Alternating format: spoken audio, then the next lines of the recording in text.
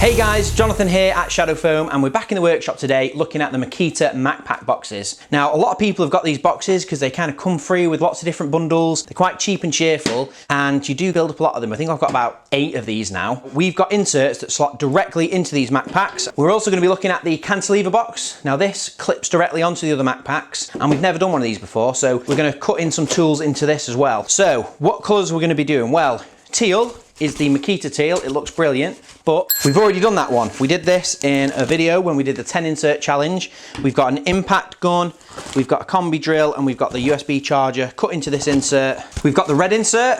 This is a nice red. It really contrasts well with the Makita teal, but we've done that one too. This is the impact driver in a red insert. It's a great looking insert, this, with a nice contrast. We did this one in the teach and apprentice video, so you can go and check that one out here. Oh, it looks like I've got a bit of a problem here. Then we've got green. This is also a nice bright colour. Now obviously these boxes also are made by Festool, so green slots straight into the Makita Makpacs or the Festool like first generation sustainers. But we did that one too. This is also from our 10 insert challenge where we put in a jigsaw and 3 batteries. So that leaves us with the blue insert, which is the next one up. So I think we're going to cut a blue insert today for this case, and then I think we'll go for teal in this cantilever box. So let's get started. Right, so we've got the 50mm blue insert, and we've also got a 50mm pack of cantilever box inserts. And the next thing we need to do is figure out what's going in these, and we'll do the layout. So top tip here is figure out exactly what's going in there, get the layout as close as you can, and then take a photo of it. So let's do that.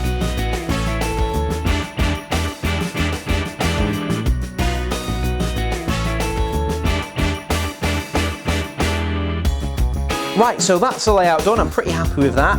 And make sure you take a photo. Don't forget, I mean, for this, I'd probably remember, to be honest, but it's a top tip. Make sure you take a photo when you're doing layouts. What we've got here is a SDS drill, Makita SDS drill, and 2 batteries and a battery in it. And over here, we've got a mixture of hand tools. So we've got this Stanley chisel set. Now these are great because they've got the through tang all the way to the top. So they're great, really tough. I've had these a long time. We've also got some aviation snips and some short kind of stubby screwdrivers because I don't really need them to hand, but it's good to have them included somewhere, and they'll just fit in this little kind of weird space we've got. So they're quite handy. And then here we've got a mixture of pry bars and crowbars, which again, you don't need regularly, but having them organised, knowing where they are is going to be quite handy. So we've got our layout. And now it's time to start cutting. So all you're gonna need is one of our cutting kits. Now a cutting kit includes a knife, a scalpel with 5 blades. It's got a pair of anti-cut gloves, so you're not gonna cut your hands. You've also got some repair glue, so if you make a mistake somewhere, you can glue the foam back in. And we've also got instructions and a sticker. So everything you're gonna need to do this job. And when it comes to starting, if you're a first timer, you've not done this before, I'd say pick something nice and easy. Pick a nice and easy item, something relatively flat. So let's go for one of these crowbars here. Dead easy these are, they're dead flat, there's not much shape to them. So I'm going to start with this item over here, and I'm going to move the other items out of the way. Now what we want to do is put a little bit of light pressure so it doesn't move, and we're just going to use the scalpel with a blade on it like a pencil and just go around the item, just lightly score around it. We don't have to go too deep at this point, we're just making sure we get a really good transfer of the shape onto the foam. And we're making sure we meet up on the corners and follow that shape all the way around. When we've done that, we can take the item away, and then we can press on the foam to show the cut we've made, and then go back round. Now this is a 50mm foam liner, so we can go down like 20-30mm. Now this crowbar doesn't need to be sat in the foam that deep, but we can add a finger pull later, so it can sit flush with the surface. So we can cut this down a good 20mm. But the outline cut can go down further, there's no problem, you can go down all the way if you need to, just it would be a lot better if you didn't go all the way through it. So once we've cut all the way around, it's just a case of digging your finger down one end. You could start at either end, and then just pulling your finger back towards you whilst holding the rest of the foam down. And you'll see that the foam does just part, and we can just follow it. You have to chase it along with your finger, you can't just peel it at one end, you have to just chase it along and like plough the material out. And it's as simple as that. We've peeled out that layer now, and we can put the item in. Yeah, and we'll move on to the next one.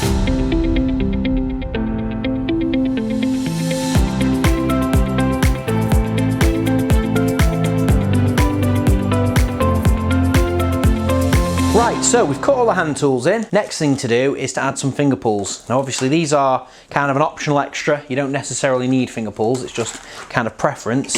I do prefer to have finger pulls. Really, it just makes life easier. So there's a couple of ways of doing it. So I'll grab our stencil kit. So the two main ways I do finger pulls are with a straight edge ruler, where we do a finger pull across a row of items and we'll just cut it, or we can also use our stencil kit. Now this stencil kit's available on our website, $9.99, and it's got a variety of circles and radiuses. So this is ideal for doing radius corners on like flight cases, but we're gonna use it for finger pulls.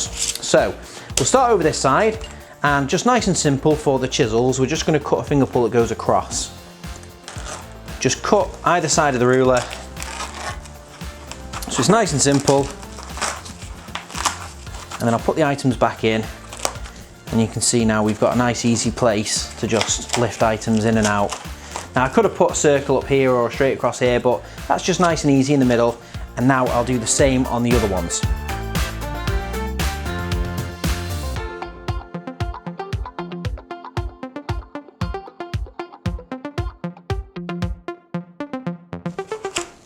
Right, so that's both chisel inserts done, and they look really nice.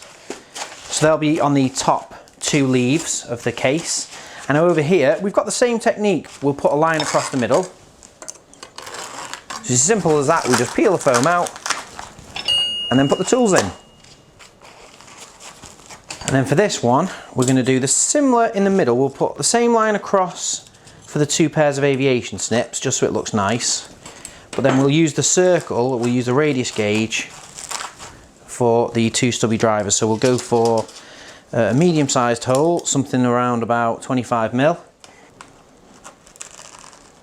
And once we've cut round the circle, we can just go back and make sure it's deep enough, and then just pull that little piece of foam out. And that is that all done in the space of a few minutes. So I'm pretty happy with that. I think we may as well put these inserts straight in the box actually, so we can clear a little bit of table space. So yeah, let's put these in.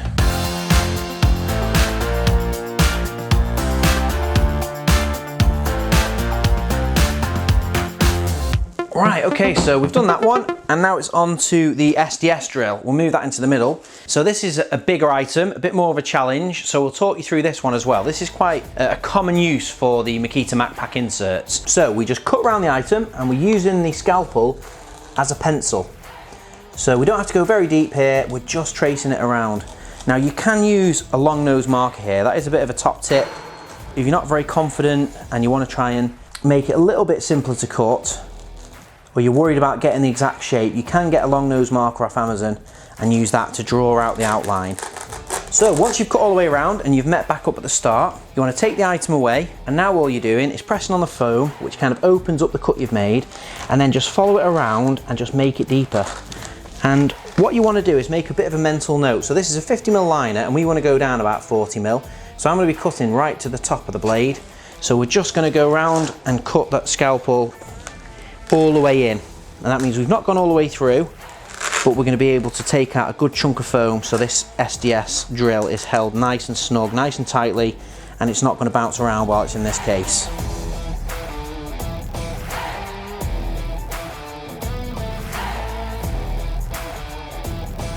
Right, so once you've cut all the way down and you're happy that you've cut deep enough, all you want to do then is find a corner, and you're just digging your fingers down the side of the foam and pulling it towards you.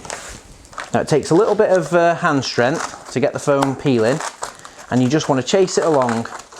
Now don't worry about it being super smooth at this point, we're just trying to remove material. We can come back and smooth it out later when we've got it to the right depth. But at this point we're just working back the foam, and you want to make sure you're holding the foam down.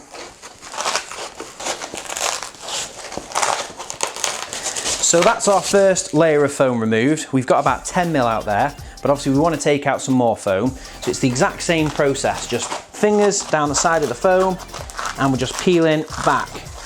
Now you can take out more than one layer at once. You could jam your fingers down the side there and pull out 2 or 3, depending how strong your fingers are. And what you might find is, when you're getting a little bit lower down, that there might be little areas where you've not fully cut around the profile entirely. So it may look to tear. So you want to watch out for those, because you can always just come back with a knife and just make sure you've freed the foam and it's not going to tear out. It's only going to, along the sides, it's only going to peel out. Now, like there, you can see we've split, we've got a section come out separately. That's absolutely fine. Doesn't have to come out in one piece. So there we go, that is enough foam for an insert. I don't think we need to peel any more out, but we could do with smoothing it out a little bit in the bottom. And for that, we've got the perfect tool. So this is one of our smoothing spinners. These are a very simple plastic little bit that goes into a drill. It's got a 1/4 inch bit adapter on it, so it can go into an impact drill, but it would go in a combi drill or a little cordless screwdriver. And essentially, all we do is press it up against the foam flat. Don't have it on an angle because it'll cut. You just want it perfectly square, perfectly flat, and we can just spin it up and we can use it just to trim off any lumps and bumps. Anything that doesn't look quite smooth, anything you're not quite happy with, you can just whiz off the lumps and bumps.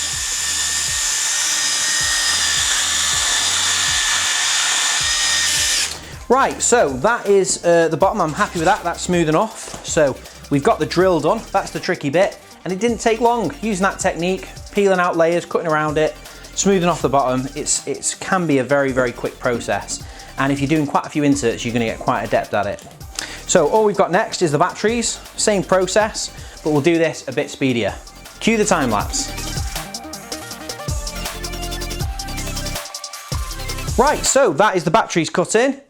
The drill's all done, and the only thing left is to put it in the case. So we'll do that, see if it fits, see what it looks like.